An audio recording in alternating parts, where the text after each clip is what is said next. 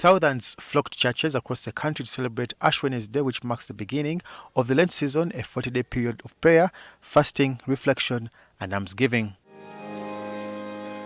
The ash is an indicator that man came from dust, and it's dust that man shall return.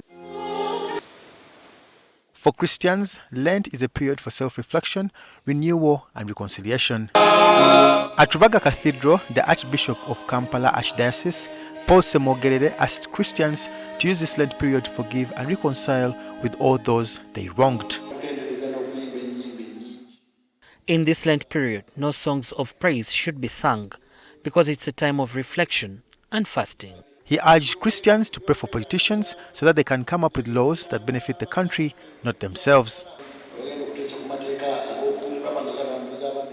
We pray for our leaders to amend laws that favor all Ugandans than individuals holding offices. I pray everyone can fast in this period, even police officers who beat up supporters in Kawempe North. Father Anthony Musala asked Christians to pray for the country as the cases of violence from security forces are on the rise.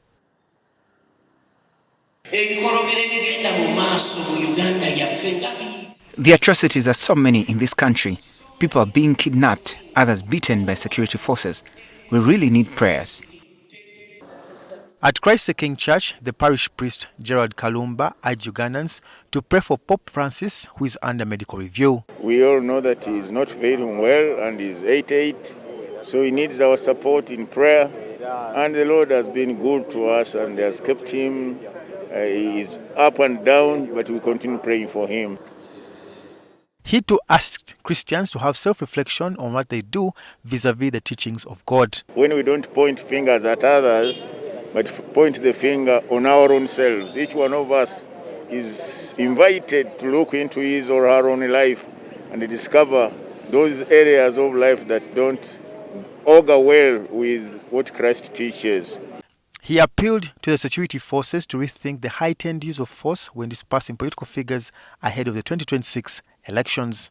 Fortunate, definitely, that that should be the image of our politics in Uganda, that when politics comes around, especially elective season, people have to be mistreated, people have to be beaten even when they have done nothing wrong. Others are not allowed to campaign and so on. But what does the Lent period mean to Christians out there? Personal prayers and sacrifice that I would want to offer, but on a personal basis, of course, I'm praying for myself, for my career growth, and for my future. This is a time not to fast, not to stop eating food, but now to check our actions. Raymond Tamale, NTV.